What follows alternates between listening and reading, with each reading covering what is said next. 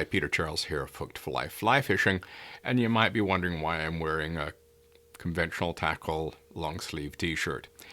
It's because I want to make a suggestion, and it's a suggestion based on the fact that conventional anglers target walleye all of the time. It's one of their favorite species. Yet fly anglers, we barely ever think of walleye. And I've caught a lot of walleye while fishing for steelhead in the fall and early winter. And, I have fun doing it, even though I'm often using tackle that's way too heavy for these fish. It's still nice to catch something. And I've been thinking, steelhead season here in Ontario, especially in Zone 16 where I live, is quite short. The runs are not good. We don't get the levels of numbers of fish that we normally do, or have in the past. I think this is our new normal. A lot of our steelhead either shuts down September 30th or it shuts down December 31st, or a few places will stay open all season, but a lot of it's shut down by December 31st. You can't fish anymore. Walleye, on the other hand, is open except for mid-March to mid-May. Other than that, it's open all year round. And these fish are often in the same water where we fish for steelhead. I constantly catch a walleye when I'm fishing for steelhead. And they don't seem to be too fussy about the flies I'm using. I'm using steelhead wet flies and they're still hitting them. Though I find streamer-type patterns do better for walleye than conventional steelhead wet flies. But nevertheless, they even hit them. So I've caught, over the last 5 years, I've caught way more walleye than I have steelhead, with our reduced steelhead runs.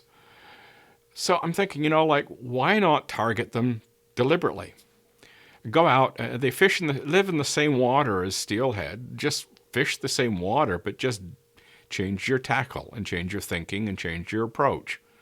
But so, I've got my 6-weight here, floating line, I've got my bass flies, or I can use my trout and bass streamers. Walleye will take these flies, no problem.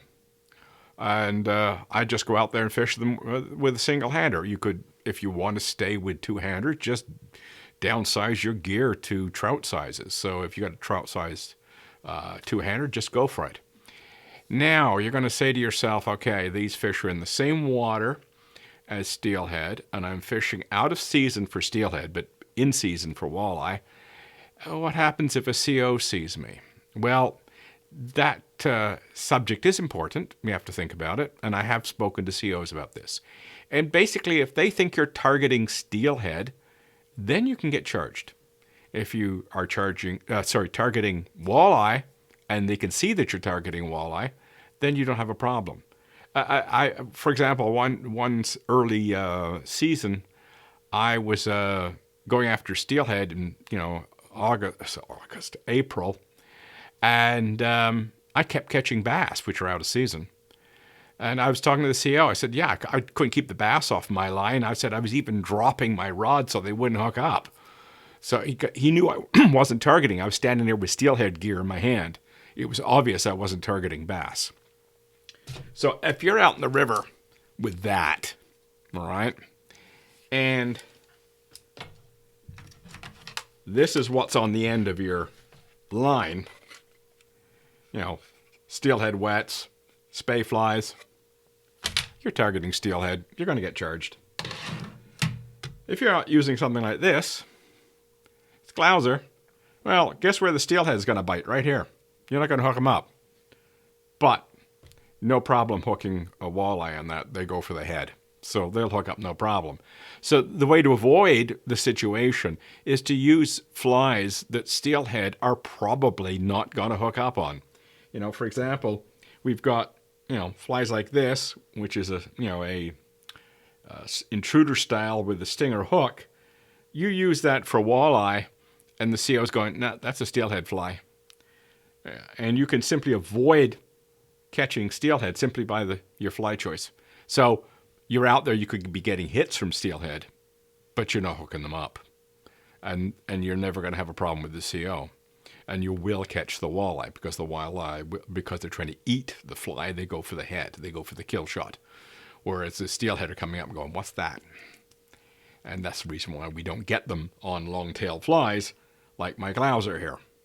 They'll bite the tail of that thing, or the wing, I should say. They'll bite the end of it, miss the hook entirely, no chance of hooking them up. So if you're going to go out targeting walleye, use gear that actually helps defeat your ability to hook a steelhead. You're not going to run into any legal trouble with the CO watching you. And especially if you're using like a 6-weight single-hander, the CO will know you're definitely not targeting steelhead. And if your flies are not steelhead flies, you can make your case. It's not a steelhead rod. It's not a line I would use for steelhead, and it's not flies I use for steelhead. So I'm targeting walleye.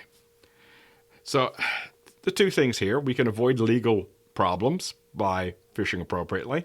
But the other thing is just to keep ourselves engaged. I mean, the winter's getting warmer here in southern Ontario. Our rivers are not icing up the way they used to. You could have a lovely warm day in January that's, above freezing. The river's open. There's no ice on it.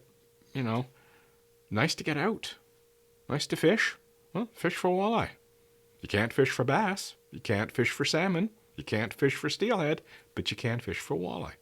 So keep that in mind. We've got other alternatives. There are other game fish in these waters.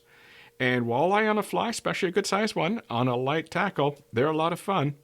I had one the other day that really put a bend in my rod.